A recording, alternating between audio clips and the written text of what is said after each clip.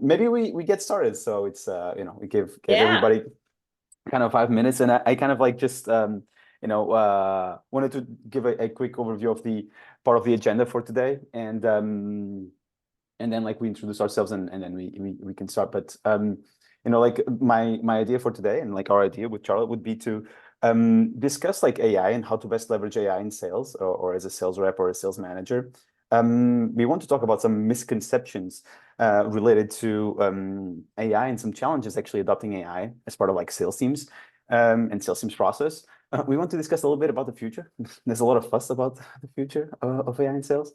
So I'm actually super curious to understand a bit more, where you stand in terms of, the future of AI, Charlotte. And I have some takes there, but I'll share them later. And maybe we wrap up with Q&A, and then I'd love to also potentially give some fun use cases that we've been using with AI, just that go potentially beyond like our roles and our productivity. But yeah, so my name is Mica. I'm one of the founders at Amplemarket. I'm very involved with our go-to-market team. So, like applying AI to actually increase productivity, increase growth across the board is actually something that is very much top of mind for me as a leader within the GTM side, but also top of mind for me as a builder of products within this space, because Amplemarket, just in a nutshell, we're this consolidated sales platform powered by AI. And today we give you everything that you need to find, research, engage, and close your next customer. And later this year, we're going to be releasing what we believe is going to be the first AI sales assistant. So an assistant for SDRs and for AEs. But that's about me. But Charlotte, like I guess like many here know you as a pro when it comes to social selling, but I'll let you introduce yourself. So yeah, I was, thank you very much, Mica. I was an individual contributor for 22 years in sales, and I left corporate last year to start my own business.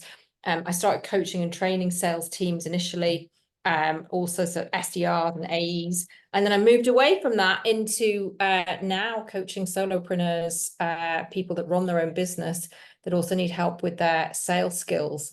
So yeah, it's been a really interesting journey. I'm a veteran, right? I'm a veteran at sales. I've seen so much change. When I started, it was 2001. So this Uh-huh. probably most people were born. It's definitely not the Gen Zs. And I was literally going through a Rolodex, picking up the phone, doing my calls. Yeah, yeah. Email was really like a formality back then. I just want to sort Yeah. of set the scene now because everything's have changed so much. It was email. You just use the email to send the contract. You Yeah. wouldn't really be, you'd be getting people on the phone and people would pick up the phone, right? It was Exactly. Different completely times. normal for people to pick up the phone. It was a wire phone. That's how I got most of my sales done and closing on the call. We didn't even have Zoom. We couldn't do demos. It was all, and I wasn't even doing sort of, they call field sales, like going out and Yep. selling in Yep. the field. I was just doing it on the phone with a fax, often send a fax or email. And like I said, emails usually to send the contract. So I've started that way. And I think the phone is one of the hardest things to master. But Mm. once you do master it, what we're seeing now is we've got text, we've got WhatsApp, we've got email, we've got LinkedIn. Yeah. We didn't have social media then. So Mm. Mm. really was a case of you really had to be good at what you were doing. You really had to be good on the phone. You had to conquer that fear. Now we're seeing like all these, so I said all these other channels are opening up. We've got AI that can help us as well with some of those sort of admin type tasks and are doing our research. So we've got so much at our fingertips now. Yeah, it's so much harder to stand out. I know we Yeah. talked about this, Mica, Yeah. before. Mm. There's literally so much that we can do, but we've got to break through the noise because there's so much bad outreach out there. I So love that. I love that. And I love that you started with that, like, the fact that you're a veteran, and then that you've seen sales change so much. I think like every decade there's like there's massive change when it comes to sales.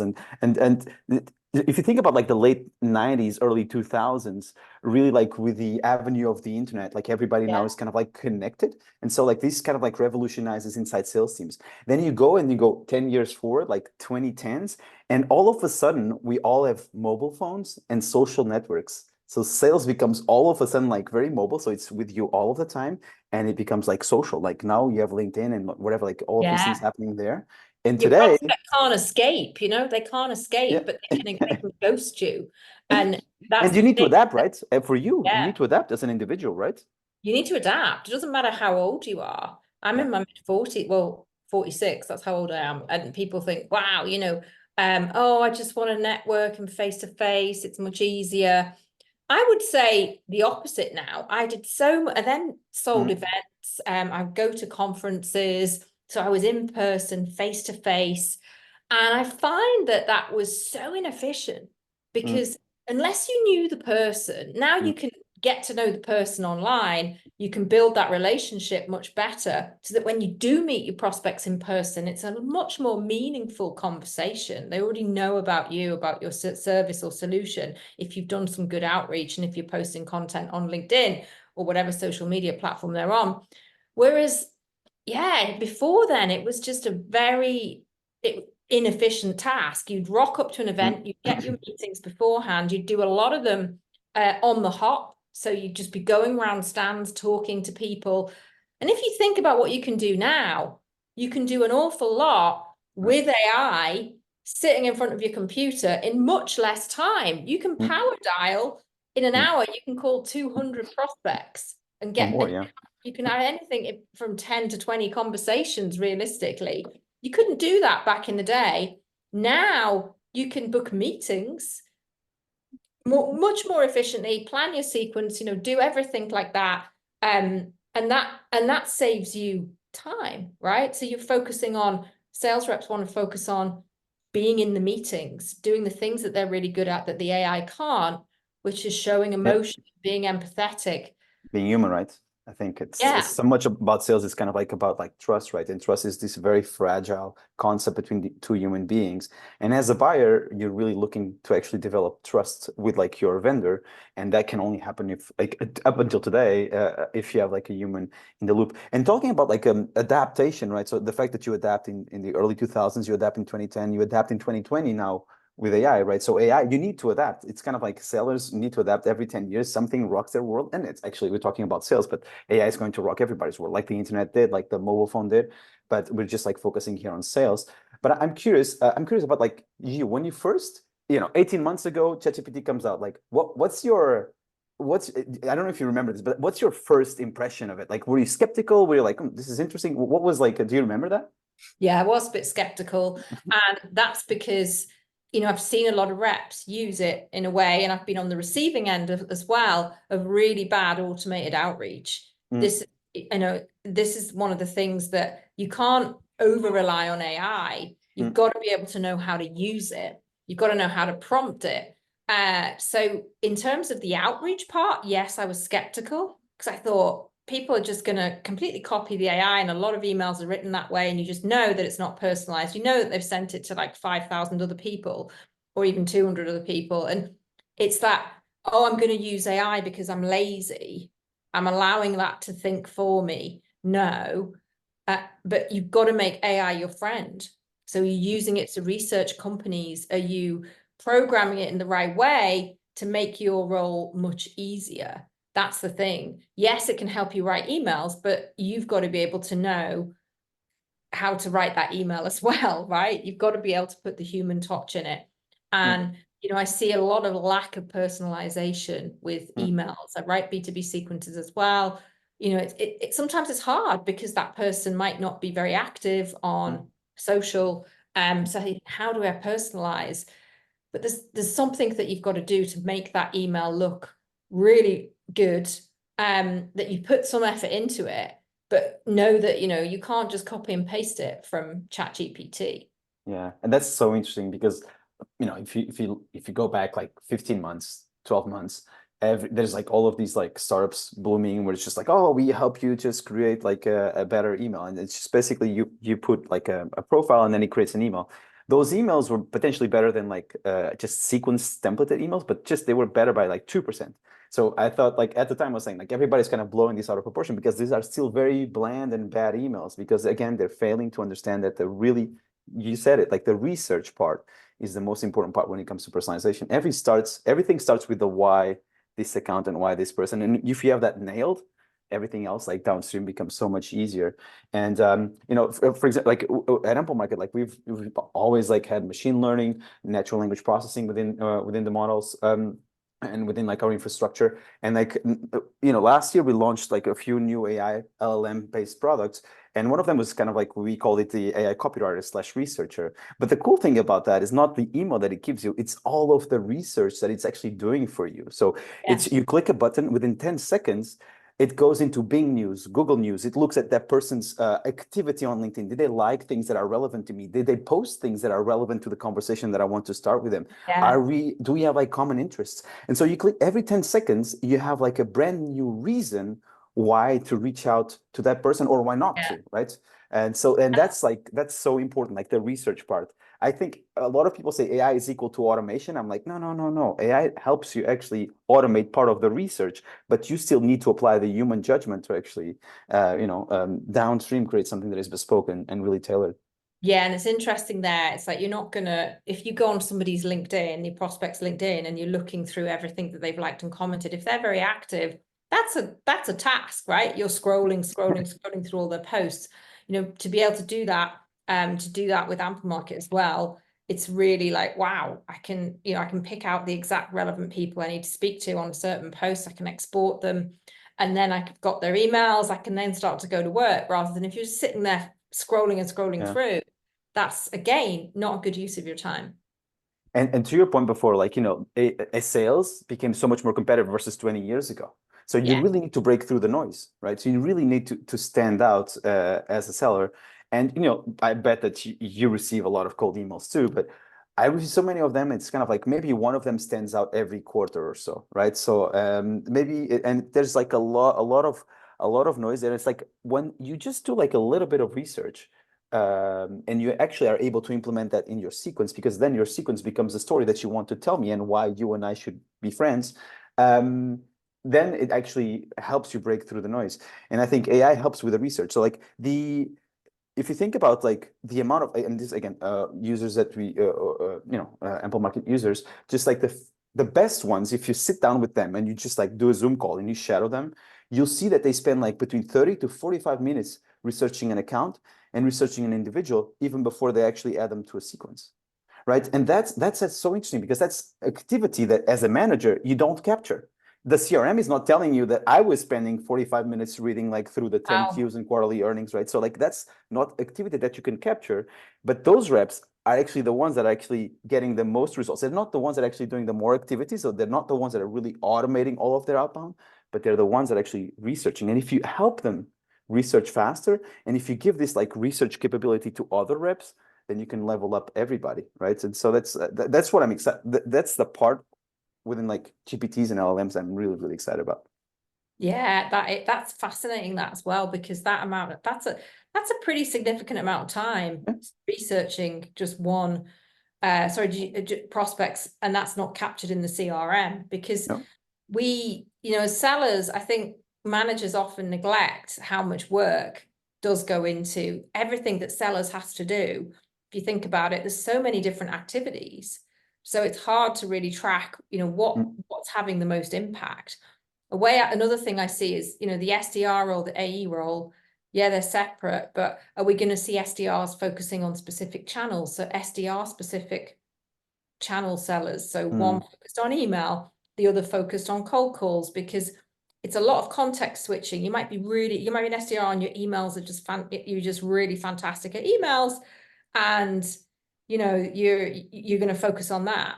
Whereas your cold calls might be the thing that you find weaker. And there's another SDR where, their cold calling is fantastic, but they're not that great at email. So why not try to designate people to maybe get marketing to be better at writing those emails as well, so that the sellers can focus on what they're really good at, and they're not like spread too thinly across all the different channels. Because mastering LinkedIn, even, that's another Yeah. completely different. We could do a whole webinar on that. But let's double click on that, because I'm super interested. Like, let's double click on that, because I think even the audience here, I think they're super interested in actually just understanding how you personally potentially have like used AI to help you with your social selling game. So maybe like just give us a few, like 2 or 3 use cases on how, since you've started it and you were skeptical, you kind of like it really changed, you know, your workflows, and now you actually have it as part of your day-to-day productivity hacks? Like, tell us a bit more. I think like everybody here is super curious about that.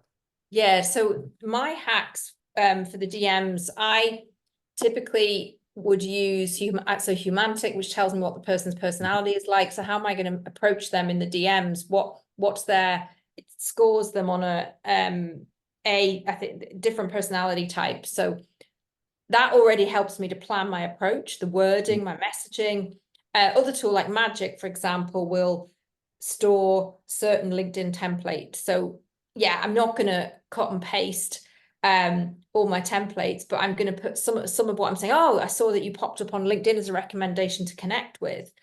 Yeah, you might typically say that in several connection requests. Then you're going to say PS and put in whatever the personalization is. So congrats or well done on whatever. You're not going to, you're going to have to put that in yourself, because if you want to stand out and be different, you can't just copy and paste. But using a tool like that, if I'm following up with someone, I've not heard from them, let's say I've given them a Calendly link and they've not managed to book a time, I might then send them a DM saying, hey, did you have trouble finding a time? Yeah, something you can store in there and then use that as well on repeat. And I think you guys do that as well with Amplemarket, right? So you can store some of your responses with AI.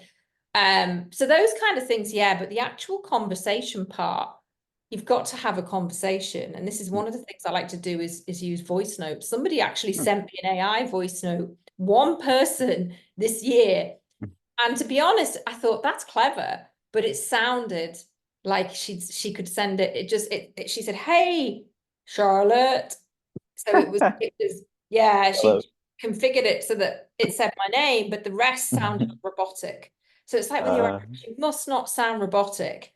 We're going to see, you know, we see AI videos as well with SendSpark. You can expand it, you can send, you can send videos, and you know, you make them different for each one. You do, it replaces the name, but you've got to be careful with that a little bit as well, because I love that you're bringing like, that up. yeah. And Amplemarket allows like any user that is like using the Amplemarket Chrome essentially to drop like voice notes and like video notes on LinkedIn, right? So the idea there is to kind of like, again, stand out. Like there's it's the same channel, which is social channel, but like it's a new medium, like the medium of voice and the medium of video, that what it does is basically makes you human. You're not like, it's not an automation that is actually reaching out to me. Oh, there's a voice or even a face. And so like, you know, we can exchange a lot more information, a lot more emotion if you're looking at me and you're listening to my voice. But it's so interesting that you're bringing the AI voice notes on LinkedIn, because like our team is actually working on that, and it's super impressive. Like we can, Wow. yeah, it's like they've had me they've sent me my voice pitching certain things. I was like, I didn't say these things, and it's actually super good. I think it should be coming this quarter or early next quarter. But like the point there is kind of like, imagine that part of your sequences I can actually, because here we're talking, we have 30 minutes recording where we're saying a lot of different things, and I will send you one like where I'm cloning your voice pitching something after the webinar. It's so interesting. It works so well, and it's not like, hey, like name. No, it's, you can actually generate the entire copy of that like specific voice note, and then generate with the text to speech like agent that we have, generate like your voice, but the entire message. So the entire message becomes bespoke and unique. It's not a template, so where you're just changing the first name. But that's just a quick tease there, because I love that you brought that up. Yeah. Wow, that's fantastic. And Tesla, you can't, we were saying this, right? You can't actually outbound with AI, but if it's an inbound lead, the AI can just completely do the call. And I listened to the Tesla call a while back, and I thought, wow, that's so good. It was maybe so long calling, but still it was really, really good. So yeah, is outbound going to be possible? Outbound calls with AI? Who knows? Who knows? But well, in the US, it's tricky, because like the FCC back in January of 2024, this year actually, they made it like illegal to actually do outbound calling with AI. But everything else, like inbound calls, etc., you can actually have AI involved. But like for outbound, they actually made it illegal. But I love that you share some of these workflows. I'm actually curious about challenges and misconceptions that potentially you see for yourself and for some of your customers. Like, what are like potentially misconceptions that people have about AI? And I think one of them is kind of like, as we're saying, like lack of human factor and just like blasting. But But and challenges incorporating Challenges AI. is, yeah, they don't know how to prompt. Like, you've got to be a Mm, prompter. mm, This is the thing. You've got to get used to knowing that, you know, you can change your prompts as well. The better you prompt AI, the better your mm, response is. I think people feel that it will take over their role. I think that's misplaced fear. yeah. You know, if you're fearing that already, there's something that you're not doing or that you should be doing. Mm, You should be embracing AI. You shouldn't be sort of, even though I was skeptical when I started out, you know, because I'm coaching people to, I do coach people to use AI in part of their sales process. But I think, you know, it's that whole, is AI going to take over what I do? No, not if you're a seller. If you're, it's certainly not yet. Who knows what mm, the future holds? mm, But with any new technology, you know, being scared and not understanding and mm, just not wanting to understand how it works and not trying it out is a recipe for staying the mm. same. You know, Yep. if it's the same with social media. I only started creating content on LinkedIn 2.5 years ago. I had no intention of, when I started building a business, I didn't even know where it would take me. And it was just this, I embraced this. I'm coming out of my comfort zone. I'm going to share my story as well as my expertise. And I'm not afraid of what people think. And it's that same approach, right? There's a lot of people I know my age who are like, nah, I don't do, only do Facebook for just showing pictures of the family and whatever, or Instagram. And it's like people waste time on those things. It's like, no, I want to be proactive when I use social media. I'm going to use it for my business. So think of it in that way of, you know, what are you going to get out of it? What are you going to learn? The approach is always, what can I learn? How can I adapt? It's not this whole, we're coming from a place of fear and Mm. thinking, oh, this is scary, and oh, I don't know what to think of it, or I don't like it. We're Mm. already telling ourselves that, you know, the self-limiting belief is kicking in, and we're not going to be open. We're not going to use it in the best way if we start thinking along those lines. I love that, and I want to go there, but like before that, you said something very interesting about prompting, and like the fact that prompting is so important. And like by having shadowed like a bunch of like salespeople, you can really tell that there's a difference in terms of like how people prompt. One person will just like, here's something, they prompt, they get something, and they go, which is like spray and pray. And there are people that actually spend like 30 minutes prompting back and forth. Like just like here's a 10Q, here's a quarterly earning, like help me understand how I can actually write this or that. So prompting is very much like still human dependent. Like the deeper you want to go, the better at prompting you are, the better results you're going to have. That's why like one of the decisions we've made like at Amplemarket on the product side is kind of like, what if we actually abstract the prompting from the user? What if like this is actually embedded in their workflows seamlessly and we're Ah, actually the master prompters, right? So, I know your accounts. Let me have my agents and I'll prompt my agents because I know who you are. I know who your company is because I can actually crawl all of the information about you and the company. And then I can actually have all of the information about like the individuals that you want to reach out to. And you don't have to prompt. We will send you signals. We'll send you accounts. We'll send you individuals. And we can even prompt the creation of a completely unique bespoke sequence. But the point is kind of like, you shouldn't have to prompt. And I've seen so many things, so many applications of AI over the past 12 months where, again, you're getting into either a chat interface or into a prompting interface. And prompting is so much human dependent. So what we want to do is kind of like, no. We will simplify the workflow. We'll just make it seamlessly as part of your journey, because one of the challenges that I see a lot is kind of like people coming disillusioned with other AI products, where again, as you're saying, like they lack the human aspect. They just like build things for spray and pray. And they're still very much dependent on the human to actually prompt, and the humans like there's a big drop off in terms of like usage. Our idea is you don't have to prompt. We will generate as many of these signals, either at the copy level, at the replying level, at the handling of objections level, at the prioritizing accounts level, at the prospecting level, and we'll bring all of these things to you. That's the idea. It's almost like, yeah. imagine having an EA, right? An executive assistant that knows you so well, and that knows exactly what your goals are. That, as you close your computer, they're continuing working, and you open your computer in the morning and you have all of these beautiful things coming to you. You didn't have to prompt it. It actually knows you, right? So that's one of the challenges that I've seen, is kind of like, what do you think about user adoption? Especially, again, think about ChatGPT, Claude, or Perplexity, or Gemini adoption.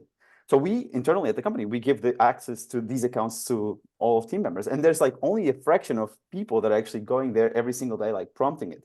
Because again, it still requires a change in workflow versus I just plug it into one of your existing workflows and you're getting access to AI and to AI research without you even noticing. That's basically the main idea here when we're thinking about AI and simplifying and kind of like embedding things more into your workflows. Yeah, absolutely. And this is the way, you know, it's going to be. And it's good, right? It's good for sales. It's only bad when we over rely on the AI and we just don't use our brain. That's when it's bad. Exactly. But that's bad for everything, like actually. But so we mentioned and we touched a bit on this topic. Let's talk a bit more about you know, the fear of displacement, the you know, the SDR role, like morphing. Like, what's your take on that? Like, what do you think is going to happen over the coming 12 months to the sales role and to AI? Yeah, I feel that with the SDR role, maybe there'll be more channel specialization. I mentioned this before. So are we going to see perhaps marketing more involved with the email side of things? Are we going to see SDRs specialize in just one channel that they're really, really good at? You know, that's definitely something that it feels to me like that they're trying to do a lot already, and to make all of it work together, perhaps they need to kind of focus more on what they're really good at in terms of you know, which channel they prefer. I always preferred the phone. I was really good on the phone. I got good at email. There's some SDRs that I've seen who are really good at email and don't overly use the phone. So is there potential to just designate certain SDRs to certain channels? Yeah, I think that could be a winner, because what we want is quality, right? We want to be able to personalize. I think if we're doing too many, if we're trying to do stuff at scale, that's when we often fail at scale, because there isn't that dedication and that personalization. You know, we talk about relevancy, but now in 2024 we need to be as personalized as possible. Yeah, it's so much noise, right? So you need to stand out. It's so much more difficult today. I'm actually I see a lot of people saying, oh, the SDR role is dead, like, and I'm like, long live the SDR. Because like everybody that I hear say that, and I go and I talk with them, like, why do you believe that's going to happen? Their definition of the SDR role is a spray and pray machine. That's basically what they define as like an SDR, like a person that just has like a bunch of leads, plugs them into a machine, and then just like starts firing on in all directions. And if you talk with like the VPs of sales, you know, sophisticated sales teams, you'll see that the SDRs are so much more than a spray and pray machine. They actually nurture. Nobody thinks about, I don't hear anybody thinking about nurturing. And SDRs nurture their leads, they research them, they run discovery, they actually work in tandem with account executives within like a specific set of accounts to develop those accounts. So they do develop the accounts. And all of these people that I hear saying, oh, the SDR role is dead, like when I ask them why and ask them to define the SDR role, usually the answer that I get is kind of like, you know, because like it's so easy to now put something in a cheap leads into like you know, a list of leads and then like spray and pray them. But that's like, but that was always possible. That was always possible with like an outreach or a sales left, whatever. Like you plug those, you know, cheap leads into like one of these email automation tools, and that's always been there. Like the AIs are not like changing the automation part, and that's not changing the SDR role, because the SDR is so much more than that. And I love your take on the segmentation and having like them focusing on challenge. That's very interesting. But again, what you're saying is kind of like we work in tandem. So AI is something that is helping us, right? It's almost like if you look back again, if you think back, the internet in the early 2000s, like if you're a human not using the internet, you're going to be left behind. Like in 2010s, like if you're human not leveraging social, not leveraging your mobile phone, you're going to be left behind. And like the same is true now. Like if you're going to be a sales rep, not leveraging AI to actually help you be more productive, you're going to be left behind. So I think AIs are not going to displace humans for now. I don't know what's going to happen in 10, 20 years, but I think humans and AI are going to displace humans without AI. That's, I'm sure, because like you can be so much better with AI. It's almost like you can be so much better, so much smarter with internet access versus not, right? So that's basically the same analogy. I don't know if that makes sense to you. Yeah, no, absolutely. I see myself maybe in 10 years as there'll be an AI Charlotte that will run my program. And then when I need to step in I'll be there, but it will clone everything that I'm doing and what I'm teaching. But people crave human to human I contact. know. We do things, we're doing everything digitally, right? I spend most of my time on Zooms, you know, and aside from my family, I see people on Zoom like right now. So what, like, and this is, you know, we crave human interaction. We can do so much more from our little office, wherever it is, Mm, and on Zoom, but humans will still need humans. I So I how will agree. our roles evolve? We're seeing more coaches, we're seeing more people. There's coaches for everything now, for everything. There's more therapists, there'll be different roles, things will evolve. We'll need, people didn't need what my business, training people how to use LinkedIn and sell on LinkedIn and off LinkedIn. It didn't exist 10 years Yeah, ago. Maybe exactly. 5 years ago it started because that's when Yeah. people Mm, LinkedIn changed. But it didn't exist. It was just like I even, you know, 3 years ago, but definitely 5, 10 years ago, I wouldn't imagine I'd be sat here saying, wow, I've got a captive audience of potential clients because I've posted on social media yeah. and I'm running my own business from it. So it's very exciting. You've got to jump into the whole, what's going to happen? How can I adapt to this? You must always be adaptable. Because I Mm, said before, if we feel that something's a threat, we either don't understand it well enough. So let's seek to understand what that is instead of being, oh, I don't like this, or look, have your own opinion, form your own opinion. Don't be, you know, mm. relying on what you might read about AI and all the bad stuff. Be able to like read the room and weigh up, okay, this is what I need to do. If I'm feeling this way, I need to learn more about AI and how it can help me.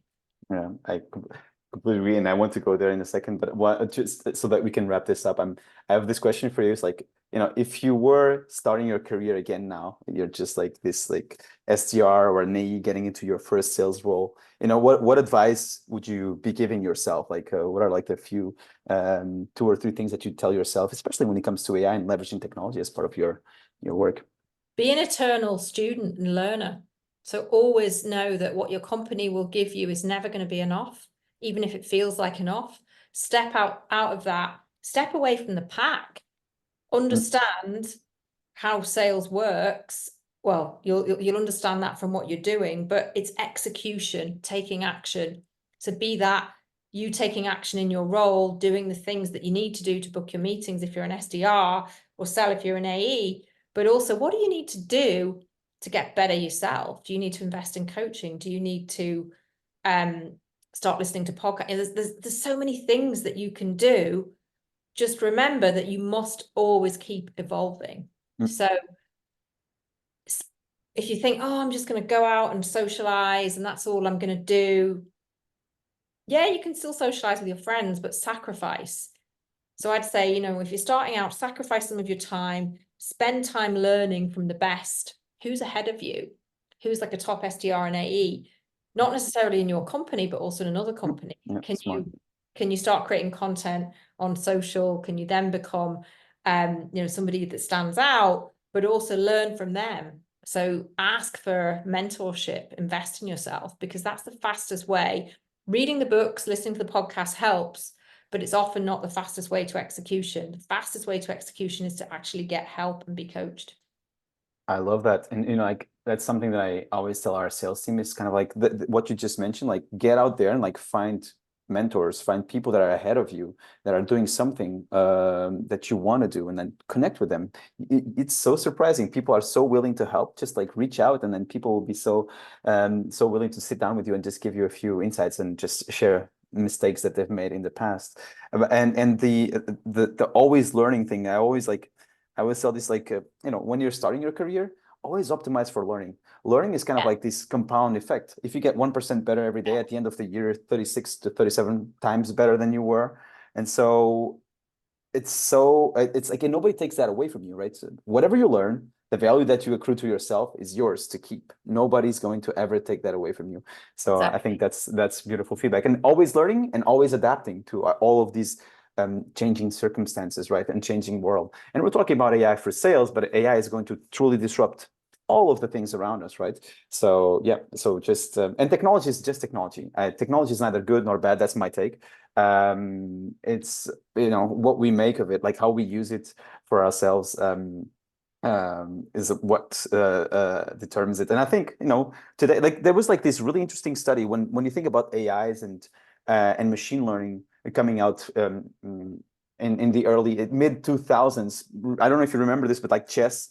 The game of chess was the first one where like we were really looking to apply machine learning to solve problems. And in 2005 or 2006, that was like this tournament that they organized where they had like the best AIs competing against chess grandmasters, the best humans at playing chess, and competing against people like you and I that maybe play chess and we're good, and combined with like average machine learning models. And the impressive finding of that tournament was that like the top three places were all good humans with good AIs, beating like the best AIs and beating the best humans at their job. And I think for sales and for AI for sales, I think we're there now where it's like good humans with good AIs will actually beat like the best humans and the best AIs. Yeah. So I know that I wanted to open this up for a few questions. But before I do so, I know that you and we're both parents, so like we have kids, and I have two 4-year-old daughters, and I think a lot about like this AI thing and the fact that they will never remember a world where like things were not smart or they could not talk with computers. And I've been like I wanted to find just to wrap up with like some personal thoughts there. I'm actually curious, like how do you think about that personally? Like how do you think about like embedding AI as a parent, and how do you think about like your kids and getting to the future in a world like where AI is just like normal, right? So my kids see like Waymos every day. It's like, of course a car can drive by itself, like why not? It's like, to me that's mind-boggling. Of course I can talk with like a phone and the phone will reply back to me. That's to me mind-boggling. So but how do you think about that? Yeah, I've got two 8-year-olds, so we both got twins. I didn't know that. Yes, I have two daughters. I've got a boy and a girl. So yeah, it's interesting because I'm at this point now with that, I'm trying to say to them, I'm naming things. The other day I said to my son, I'm going to name things that didn't exist that I had that you don't have. I had an Atari computer, I had a phone in my room that when it lit up, it would, when it would ring, it would light up green and it was attached to the wall. I had a Game Boy. He's like, what's a Game Boy? And I'm saying, there's going to be driverless cars soon. You're not going to have to, in 10 years, you're not going to have to like get an Uber and someone's going to be in that car. You're just going to get in and the car's going to drive and it's going to be programmed. And they're kind of like, ooh. I think the battle, I mean, not AI, the battle as parents is social media. I don't believe it's a force for good at all for kids until they're at least 16.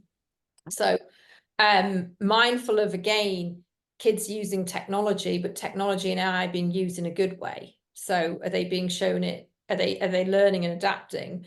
But are they doing that in a way that's not going to be, mentally, psychologically draining for them? I don't think so. But if you think about social media, yeah, that's the thing that I think there needs to be more regulation around that rather than anything else. I think, yeah, it's funny. What will this is generation Alpha. Alpha, yeah. Yeah, they're saying like the Gen Zs are the best entrepreneurs because they've grown up with technology, but they haven't had it like straight away. So they've, built their businesses online. Whereas, the Gen Xers like me are a lot more, they wouldn't know how to build an online business, most of them. So it's nice to be a bit different there. And the millennials too. So yeah, I think they've got to at least know and embrace it again, but just be mindful that we can give too much to kids, virtual reality, things like this. Make sure that they still have their human interaction. I love that. Awesome. I thank you so much, Charlotte. It was a great conversation. I do have a few questions here, so we can actually go into them. And let me just pull them up here. I see one that is very interesting. How do you ensure that the sales community still uses their brain when using AI as time goes by? My concern is that by using all touch points with AI as technology and possibilities keep increasing, SDRs, BDRs, AEs forget how to sell. How do you think about that? They forget how to sell. Because they're This is using what too I would much AI in their workflows. tie in with what I was saying before. Mm, You've got to not forget how to sell, right? I mean, it's your greatest asset. So yeah, it's like they over-reliance on technology. You can't over-rely on it. You've got to know that, you know, when you read something, an email or a DM, and you've generated it with AI, does it would you want to receive that? You know, would you want to receive that? Would you want to be on a call, on a sales call, discovery call, and you just sound robotic? You know, you've got to you've got to think a little bit here. mm. I think there is that. It feels like there's that danger, doesn't it, with you know, so much of outbound being automated now and people relying on automation. But just know that you know, you've got to get out there. You've got to get on calls. You've still got to evolve. So as long as you know that, then yeah, you know, everyone has to own their own development. I love that. And I would challenge the person that wrote this question by asking them, like, what is sales all about? And because like to me, sales is again about trust and gaining trust. Like computers don't gain trust from you and I. Like I gain trust from you and you gain trust from me. And whenever like you're doing this trade, this exchange between like two corporations, there's always like at the end of the day, there's like two human beings that are signing a contract. And I'm, you know, gaining my trust is kind of like this very fragile thing that I won't give it to a computer. I'll give it to a human, right? So because if I'm closing a deal with you, I'm expecting you when things go maybe wrong, like to be able to call you and you have my back. And I think you can the top of funnel. There's a lot of things that you can do that where like the human is really not doing much in terms of like their human touch. And I think AI should just make it so that humans connect in a more efficient manner, so that they can actually be sitting here and then talking and connecting. And I have this crazy thought, like maybe in 5 years, we all have AIs working in our mailboxes. So we all have executive assistants. So I tell my EA, I care about this. These are my goals. Like if someone reaches out trying to sell me something along these lines, I'd be happy to chat. And then like you have AIs on the other seller side, like they're actually reaching out to me. And then our AIs connect us. And then we basically connect as humans. And I think, you know, the human aspect of sales is not going away anytime soon. Again, I think the trade still happens between human beings. There's like there was another interesting question here. What are your thoughts on AI tools adding to the noise in outbound? Are prospects going to become more skeptical of non-organic outreach? It's like AI adding much more noise and people becoming skeptical of Yeah, AI. if the outreach reads like it's been written by AI, Yeah, of course they are. That's I agree. Yeah. I think it's so interesting, but I think like all of these automation tools that allow you to send, like, I think a template is worse than like a really well personalized email. So if all of a sudden all of the emails could be massively personalized, you know, sales would be so much better. The other day, like I was talking with a former CRO at a big company, and he was telling me, Mica, I learned more about sales when I become a buyer than for all of the years that I was a seller. And that was a really interesting one, because like wow. when we're thinking about sales, we're always thinking about the seller journey. You never think about the buyer journey and the way that buyers want to buy from you.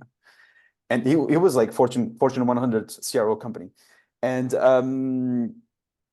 that to me was like so interesting.